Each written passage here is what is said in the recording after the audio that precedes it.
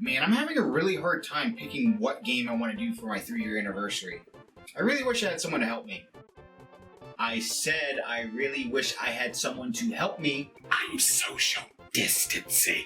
I said come help me! You cold?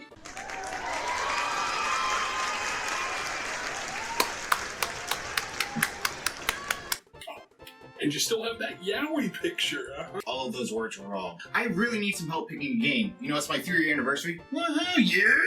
Anyway, so I'm trying to figure out a game to do, and it has to be special to me, you know? Banjo-Kazooie? Too close to my heart. Yoshi's Island. Super Nintendo broke. Nico Para. Yes! Wait, no, not that. But I was looking at my art, and I realized I want to do a very special game. So you're just gonna ignore that you knew what game that was? In 1996, the Nintendo 64 dropped and it created a cornerstone in the world of gaming in the likes of Super Mario 64. That game was a complete change in the Mario formula, going from a 2D side-scrolling game where your main objective is reach the end of the level to a 3D platformer with an open world and an emphasis on exploration and murdering penguins. It was a complete shakeup. It's like if you made the next Sims game a first-person shooter or the next Halo game a dating simulator. Actually, I'd probably play that. Nintendo did it so well when it kicked down the door for this next generation of gaming. Fans look forward to what Nintendo was going to do next with their staple franchises. And holy crap, did Nintendo deliver some amazing next-gen experiences with the likes of Ocarina of Time, Star Fox 64, and Pokemon Stadium. Heck, they even made a new IP in Banjo-Kazooie that rivals Super Mario 64 as the best 3D platformer on the Nintendo 64. I'm just kidding.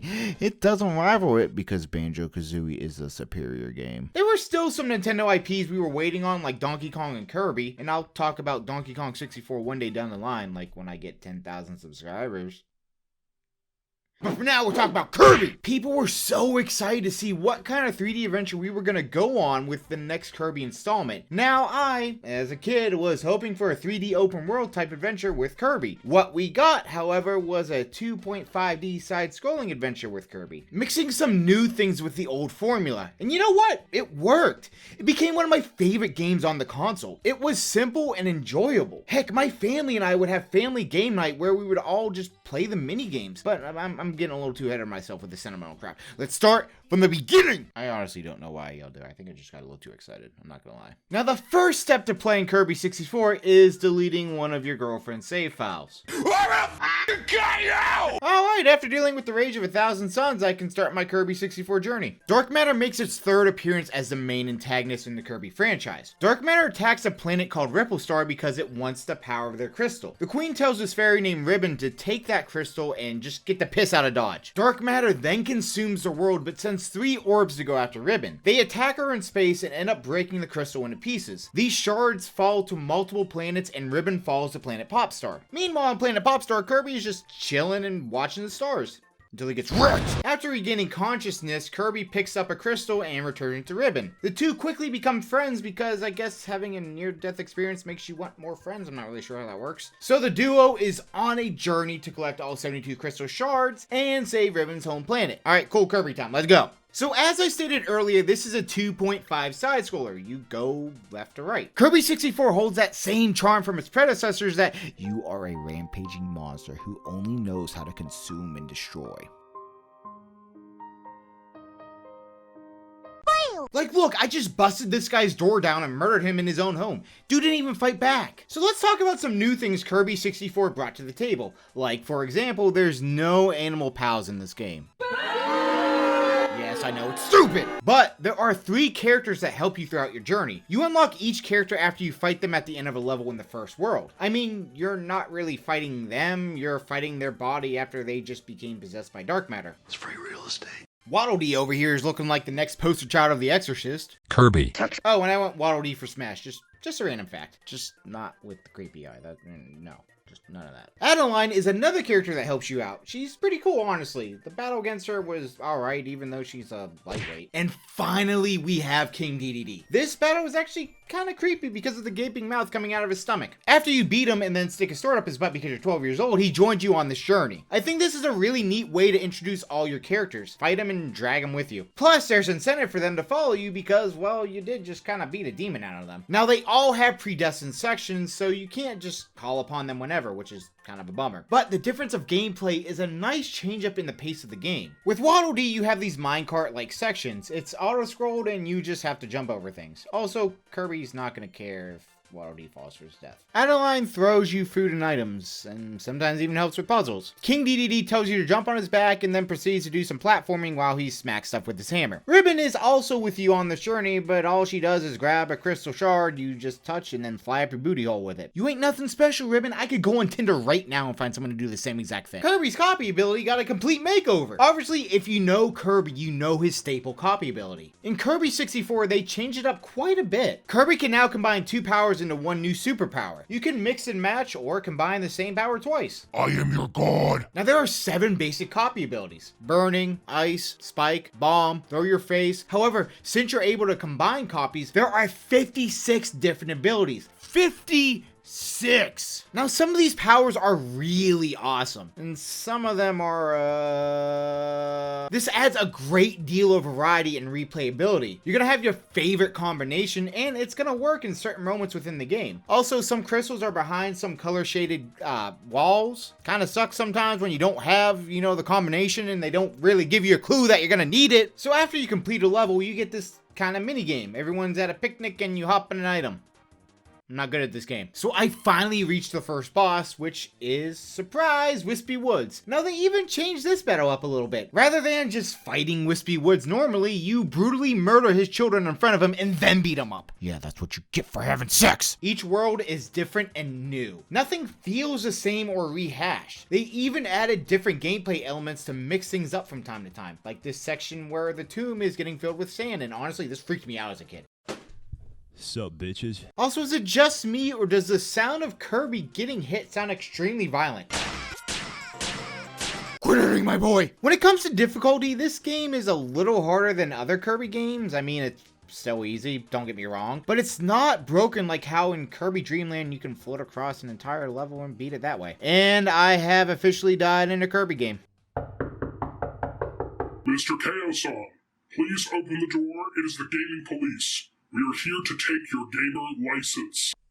I knew this day would come. Mr. Fish, what are you doing? You can't be out of the water. Here, let me help you out.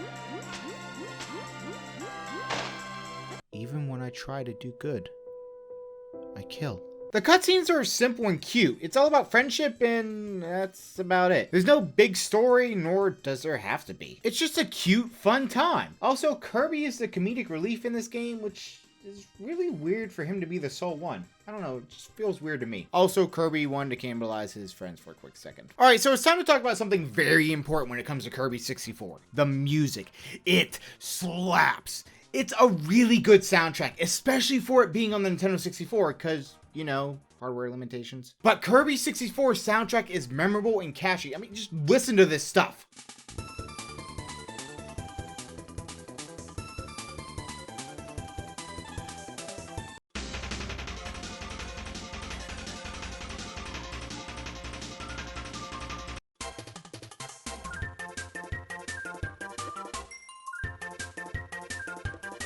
Slaps. I honestly have to give them credit for pushing the sound hardware to its limits and not losing any quality. Now, where was I? Yeah. Excuse me. I like that Kirby has the ability to not only consume, but to strike fear so strong that it causes creatures to blow up. So something I didn't really expect to happen is, well, I ended up liking the water levels. Yeah, I mean, you're gonna move slow and mostly do.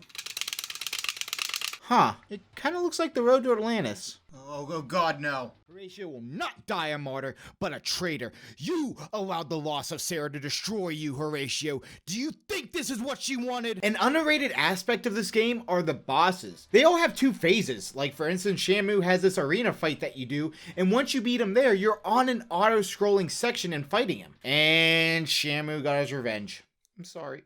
Zoe had to experience that together. There's also this robot fight that revolves around timing your jumps, and this boss from Super Meat Boy. The mini bosses are a pushover, and that's pretty disheartening, honestly. But the end of the world bosses are really fun. They even have some difficulty to them. Sure, some are easier than others, especially if you have abilities equipped, but I like to fight them without any abilities, because why not? They have pterodactyls in this game. Well, kinda. Also, I'm a grown adult, and I just now realized that they spell Kirby here.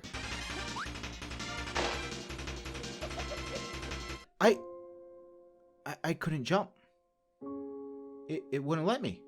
I couldn't change destiny. This is bullshit. If you game over, everyone takes a nap. Okay, so I'm nearing the end of the game and...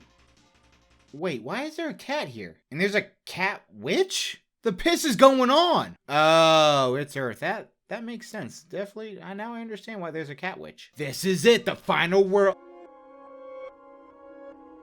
I don't like it. Okay, so the first level is kind of weird. You would think after seeing how corrupt the planet looks that it would not be as pretty as this. Like, nothing seems wrong. It's actually very similar to the first level in the first world. I don't like that. This is the only level that feels like they ran out of ideas. Maybe they were trying to go for it. You came a long way, here's some nostalgia, but instead it just comes off as boring and uninteresting. At least in the beginning of the second level, you're walking up to Ganon's castle from Breath of the Wild. One boring boss rush later. I'm at the final boss, and honestly, this is the hardest one. You can't use abilities you brought with you. In order to beat Miracle Matter, you have to use the ability it changes to, or else every attack you do is null and void. You have to change constantly and fight it as normal Kirby. This is a fantastic way to end your game and forces the player to use everything to their disposal. Once you beat Miracle Matter, you get this cutscene. Everyone's happy, everything's fine and cute, and oh my god, it's not over. Yeah, so if you don't collect all 72 crystal shards, you get this ominous ending, and honestly, that ending scene really makes you want to go back in the game and find every shard. So after you collect every single crystal shard, you unlock the secret seventh world, and there you do a final battle against Zero. How do you even say his name? There's also a cutscene where Kirby pulls out his phone and calls Warp Star. Yeah, now you know where that meme originated from. You're welcome. You square off against Zero 2, and this battle is underwhelming. It is dumb. It's boring. You shoot the eye, and yeah, that's about it. Kill the boss, boom, bam, explosion, ending cutscene. You know, it really didn't feel worth it to go through all that. Oh, never mind. Kirby got some action. It was totally worth it. 10 out of 10. Will Wingman again. Once you finish the game, you're met with the credits, and there's some really cute sketches that they show you. I absolutely adore this part. Excuse me, who is that? Oh my god, does Kirby have waifus now? Honestly, I love this type of credit sequence. Seeing sketches of beloved characters and concept art needs to be in more credit sequences. Kirby 64 was a fun, enjoyable game. I truly believe this is one of the best Kirby games out there, and it's criminally underrated. But okay, we gotta talk about one more very important thing. The mini games. There's this race where you just jump and skip. It's alright. There's this catch the fruit mini game, and it's also just okay. But the real mini game, the real competitive spirit, lies within Checkerboard Chase, a mini game where you're all suspended in the air on this board. You tap the A button to do a blast, and that causes the blocks directly in front of you to start falling,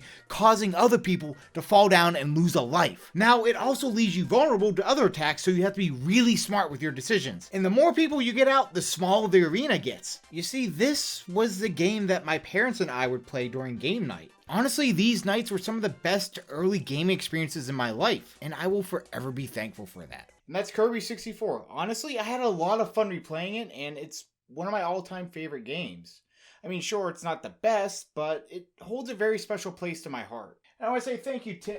Oh, he's not here. Ah. Left me a letter. Dear Mr. Cow's son, that's not how you spell my name. I'm sorry I left so abruptly, but Michael Jordan had stopped at the spaghetti barn, and he wanted me to sign one of our world-famous marinara milkshakes. I don't know how that works. I also have unfinished business in Argentina, so I may be gone for a while. You will see me again soon, my friend. I have something special in store for you in the future. Best regards, Timothy Willikers III. That's a nice note. You know, thank you, Tim. P.S. I also took your pants. How? I want to give a special shout out to some patrons right now. First of all, I want to thank you so much, Josiah Grice, for always being there for me and for being supportive since day one. Thank you so much. I also want to say thank you to Lisa and Louis Hendricks. Guys, you two are some of my biggest rocks in life, and I cannot thank you enough for being there for me. Thank you to Cloud Connection and Mayor Hairbear, two great content creators that just, oh my... I cannot describe how amazing they are. They just put out quality stuff day after day. Well, not day after day, but every upload's great. All right, go subscribe to them right now. I want to say thank you all so much for watching this video. I appreciate every single one of you, and I'll see you all in the next video.